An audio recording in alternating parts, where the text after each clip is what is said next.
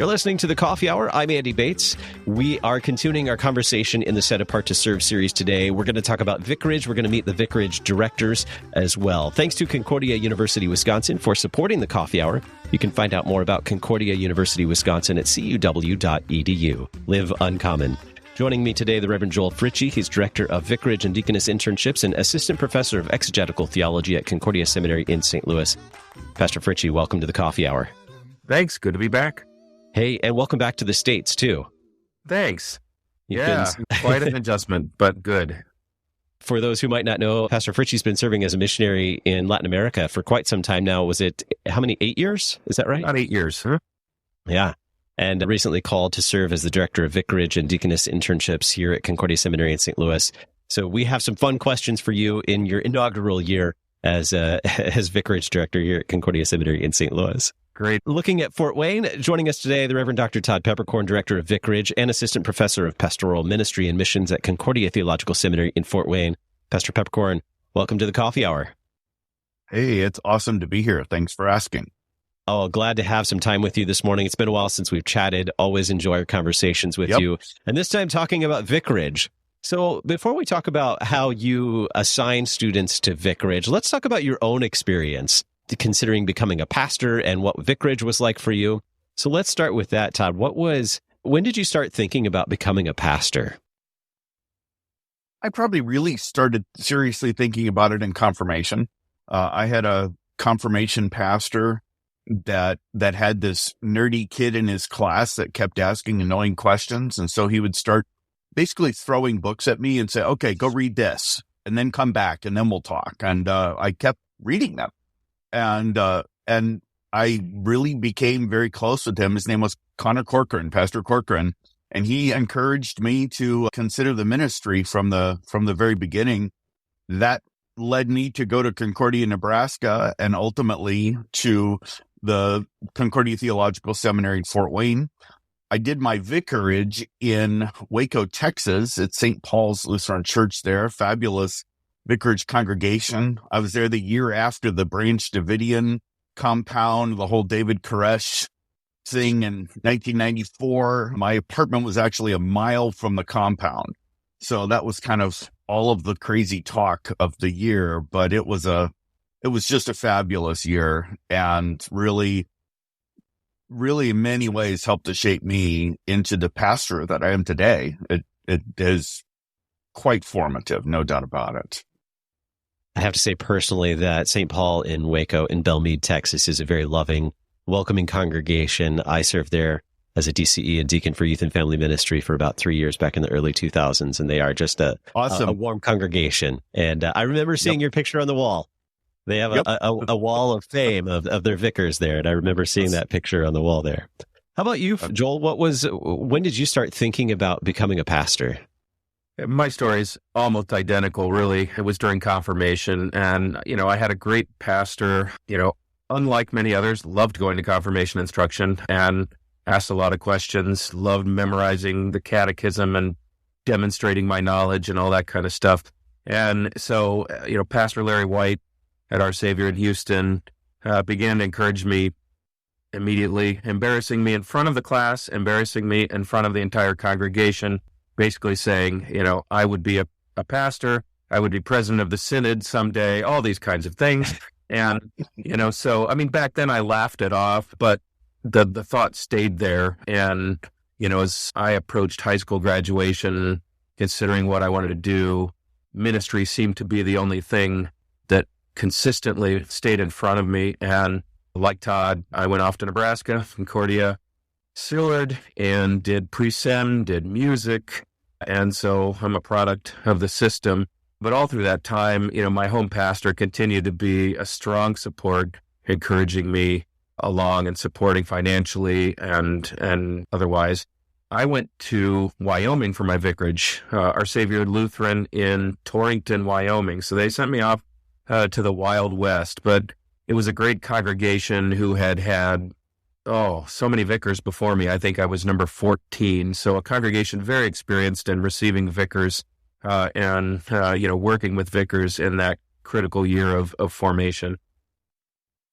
What were some other great memories from your formation, not just vicarage, but your time at seminary and formation, even the early years of serving as a pastor? What are some great memories that have stood out for you, Joel? A lot of it is, of course, what happened in the classroom. And, there's always professors that you like, some maybe that you don't like as well. But really out of the classroom, the interactions and conversations with professors, with, brothers in my program and things like that. Those are some of the greatest memories here. Talking theology, not just in the classroom, but outside of the classroom. We kind of ate, slept, lived, and breathed it, in those 4 years. And I think that's the idea. Not that, it's the only thing that you're about and do, but you've got those 4 years, or really the 3 years on campus, especially to really immerse yourself and engage in it. And then, of course, vicarage and field ed and those things give you the opportunity to put it into practice and actually engage with other people. But I'd say those moments outside the classroom, maybe over a pint of beer, especially those kinds of experiences were awesome. And then getting out into the parish, serving people, seeing how God's word is powerful in their lives, words of forgiveness and light that make a difference for them. Those kinds of things meant a lot to me. How about for you, Todd? What were some memories from formation as a pastor, from seminary through vicarage and into your early years as a pastor? As I said earlier, my vicarage was there in Waco, Texas, with Pastor Walter Albers, who is just a delightful man. And he had some practices that really kind of shaped me. Things like, if someone was in the hospital, you visited them, period. This was not a debate. This was not you didn't look at your schedule. You were going, and everything else would stop. And they're having surgery, you're there. And really, to this day, that notion of job number one of the pastor is you've got to show up. You have to be there in people's lives, in season and out of season, joys and sorrows and everything in between. I think I kind of learned that from Pastor Albers, because he was just, a father figure to the whole congregation. That was a unique thing. That was just a delight for him. And that kind of notion of being there really transported through. My first parish was in Kenosha, Wisconsin, Messiah in Kenosha. And a couple years after I got there was 9/11. And that was kind of my first sort of major kind of national life event, and sort of seeing that as a pastor and asking the questions, not simply of what's happening in the world, but of really trying to get at the bottom of, okay, so how do I provide pastoral care for these people? We were kind of in the backyard of Chicago, and so there was a lot of fear about, well, were there going to be more planes?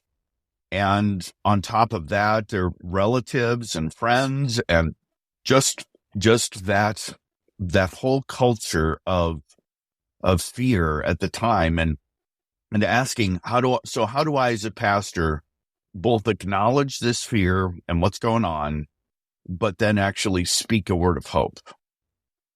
And that was a remarkable time that I reflect on often, honestly, because it was such a big thing, and sort of reoriented me around, okay, what does being there mean? It doesn't just mean showing up. It means showing up and having the words to say that God gives you as a pastor, and knowing the word so that you have the words when they are there. That was quite a time, and still is, really.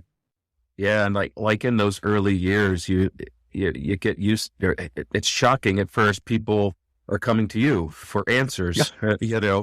And when I'm a vicar, I kind of have the excuse, I'm just a vicar. But as but even there, as Todd says, you speak words of hope, and that was something for me too early on. And I was an associate my first few years in ministry, But still, you've got families with young children coming to you and because they look up to you and asking, should my child be reading Harry Potter? These kinds of things. And you give them a word, you speak and give them the word of the gospel where it's needed. We're going to talk about what that means, what that vicarage experience means, and how you get to determine who goes where for vicarage, where students go for vicarage.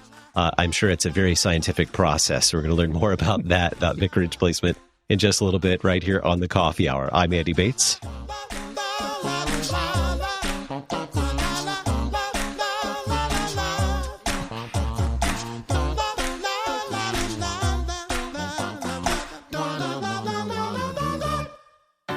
At Concordia University, Wisconsin, we believe you were created for a reason, to use your God-given gifts to help others, to live a life of self-sacrifice in a me-first world, to live a life that's uncommon. Whether you're taking one of 50-plus online programs or learning with us in person on the shores of Lake Michigan, you'll be equipped to make an uncommon impact. Learn more at cuw.edu. Concordia University, Wisconsin. Live uncommon.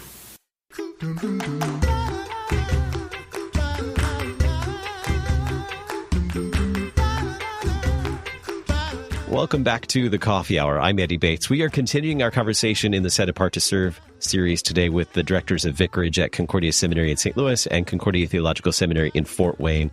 And we're talking with Reverend Joel Fritsche and the Reverend Dr. Todd Peperkorn, learning more about their roles as the directors of Vicarage for both of our seminaries. Now, we've talked before about Vicarage, but give us just a brief elevator speech of what the Vicarage experience is for students. You want to give us that description, Todd? Sure.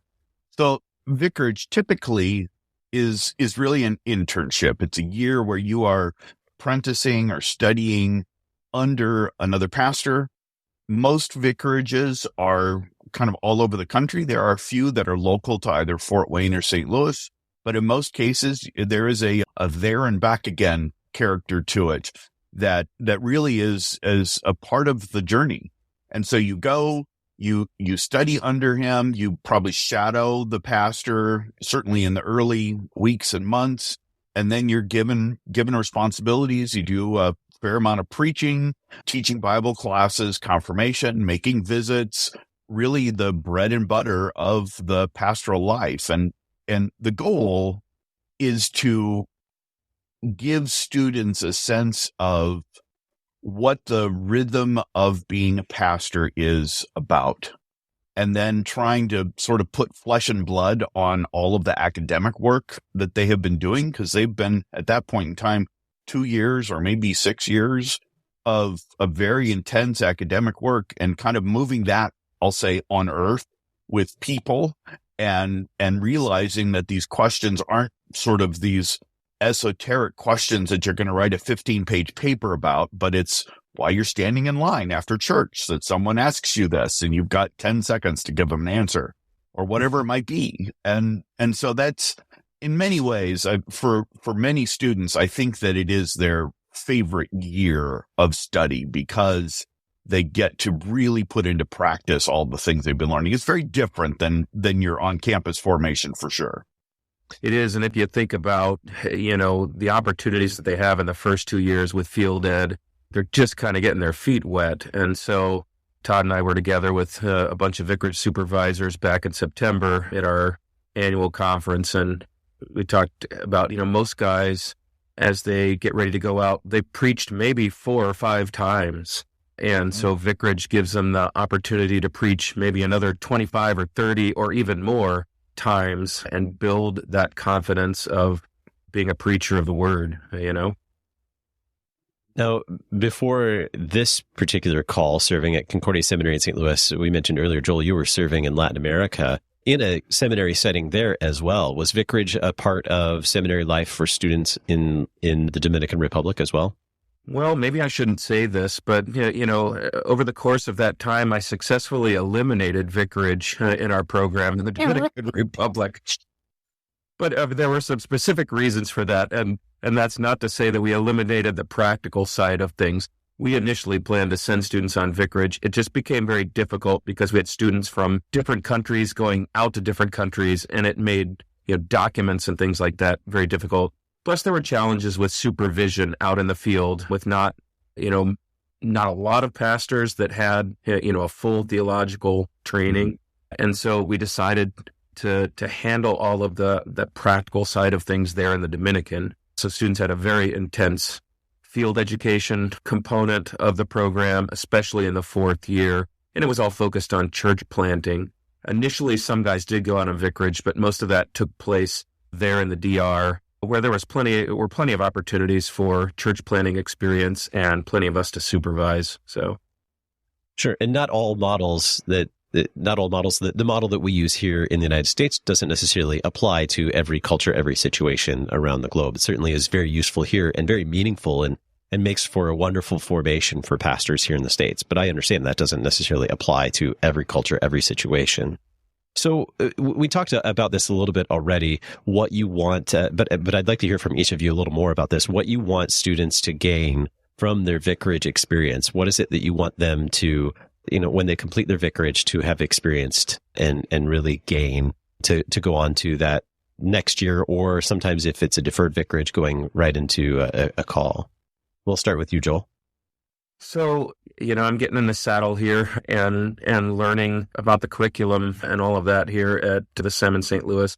We have a whole host of formation outcomes. Some of them are personal outcomes, like one's own spiritual, devotional life and things like that. But then you move into the biggies of preaching and worship and pastoral care and those kinds of things. And so students touch on those things in a kind of like Todd was saying, in a theoretical way in the classroom, but then vicarage gives the opportunity to really grow in those areas, in those outcomes during that entire year of putting things into practice, whether it be preaching, leading worship, visitation, I think is a big one, but even turning back to those personal ones, like one's own spiritual formation. I think that, vicarage offers an important opportunity for that, to learn how to balance that with, all of the pastoral things that you're learning to do, how to take care of yourself spiritually, hopefully with your supervisor, being in the Word daily, whether it be gathering together in the mornings, praying matins, whatever it may be, but growing in that and recognizing the importance of one's own personal spiritual life. That's important too, along the way. And guys need to get a taste of that in that year so that they're prepared for that when they graduate and go out on their own. Some of them who may be on their own, 30, 40, 50 miles or more from any other LCMS congregation or any other brother. So I think those things are important. But to grow those outcomes and then have the opportunity when they're back that fourth year to reflect on how it went. Todd, anything you'd like to add to that? What do you want students to gain from their vicarage experience? I certainly concur with everything Joel said. Probably the piece that I would add to that is that vicarage is really the time when the student gets an opportunity to reflect on, I'll call it pastoral identity, on what does it mean to be a pastor. And you think when a student first comes to the seminary, they're assigned a fieldwork congregation relatively quickly. And so at that point, they move from being a layperson to being a student. And so they're at that place for 2 years, let's say. And then when they go on vicarage, they're sort of moving from being a student that does certain things to being a vicar that is kind of a student pastor. And so there is an identity question that begins and that includes spiritual formation. That includes, I guess I would call them competencies. So, your identity shapes what you do as well. So we try to think through both of those questions of who are you and how do you understand yourself as a pastor? What does that mean spiritually? What does that mean personally? What does that mean in terms of competencies and abilities, and how do those things get shaped while you're on vicarage? This is why the supervising pastor is such a critical component of the entire formation experience at the seminary. In some ways, they are the most important person that each student has, because they spend more time with the student than any individual professor does. It's kind of amazing. Let's talk a little bit about that. What is the relationship of the vicar to the pastor that they're serving with in the local congregation when they're assigned to vicarage? It's interesting. It varies from person to person, and I would want to say that there's no kind of cookie cutter stamp that makes that. Some relationships are father to son relationships. Some of them are closer to an older brother relationship. Some of them are closer to a peer relationship. Very rarely do you see, in my experience at least, a relationship that feels kind of cold or business-like. Honestly, being a pastor is just far too enmeshed in people's lives to have that kind of experience. Yeah, I've been traveling around in my first few months here, just visiting church congregations, and I see exactly that, what Todd says. I see pretty close relationships between the vicar and the pastor, and I think that's a great thing. And, some of them, there's a longer leash, and some there's a shorter leash, but... And even now, as I start talking with students getting ready to go out, as I do their interviews, one of the questions is, what kind of a supervisor are you looking for? And a lot of it depends on, their own abilities and personalities and how they'll mesh together. I'm certainly not going to put together a guy who's got a pretty assertive personality with probably a supervisor who's got a very assertive personality and see sort of a clash. Because overall, we want our vicars to succeed, So how do you go about... That does seem important to me. How do you go about placing or assigning vicarages for students? I'm sure that's quite the process. I know congregations apply for a student vicar, and we'll talk more about that in a little bit, but how do you go about that? What's that process look like? And I know there are many steps to it. Todd, you've been through it a couple of times now. What does that process look like of assigning vicars to their vicarage? I occasionally feel like I should have a bobblehead doll of Yenta from Fiddler on the Roof, the matchmaker on there, because it feels a little bit like that, where they go through an application process that kind of outlines all kinds of things. It's a fairly extensive process. And then I have an interview both with the student and with their spouse if they're married. And I get to know them. Most of the classes that I teach are actually second-year classes. So I spend a lot of time getting to know those students specifically. So some of them I will have for 3 or 4 classes over the course of the year. I also teach second-year field education. So I have them in field education every single week. Basically all of the students going on vicarage. So that happens. And then I start to develop a profile of the student and kind of what are their strengths and weaknesses? What kind of supervisor are they going to be best served by?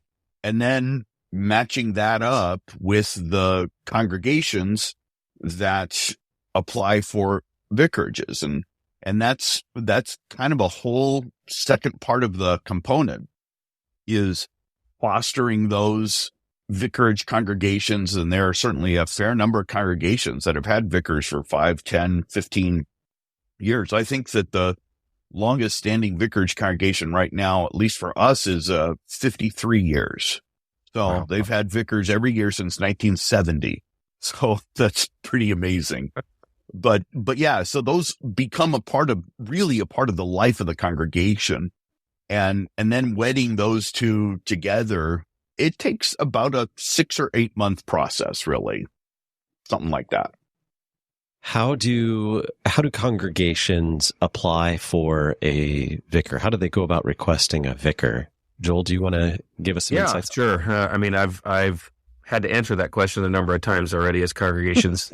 Usually they reach out to the seminary, but the process actually starts with the district. So, I can answer questions about logistics and costs and all those kinds of things. But, to initiate the process, they go to their district and apply through the district office. Then the district sends that application on to the Synod's Office of Pastoral Education, and from there it comes to the two seminaries, to us, basically. We have just about a minute here. Any misconceptions or anything you want to clarify, you want congregations to understand, Todd, about vicarage if they're thinking about requesting a vicar? Anything that's important for them to know? I'm sure there are lots of things that are important for them to know, but maybe a few points. I would think of it as a vicarage is a part of the ministry of the congregation. A vicar isn't an assistant pastor or an associate pastor. He isn't simply kind of cheap help, but he is a part of the life of the congregation. This is honestly outreach work. This is mission work for the congregation and using themselves as a model for how this man will become a pastor. And that's an incredible opportunity that congregations, when they kind of get into this program, really come to love it. And I think that's the primary thing I would want congregations to realize. So if your congregation has a love for shaping and being a part of the formation of future pastors, that's really something to consider. And you bet. Going about through the districts, making that request for a vicar. Gentlemen, I am sorry we are all out of time, but I've learned a lot about vicarage and certainly enjoyed hearing your stories as well about becoming pastors and serving now as directors of vicarage. My guest today, the Reverend Joel Fritsche, Director of Vicarage and Deaconess Internships and Assistant Professor of Exegetical Theology at Concordia Seminary in St. Louis. Thank you so much for being my guest. Thank you. Good to be here.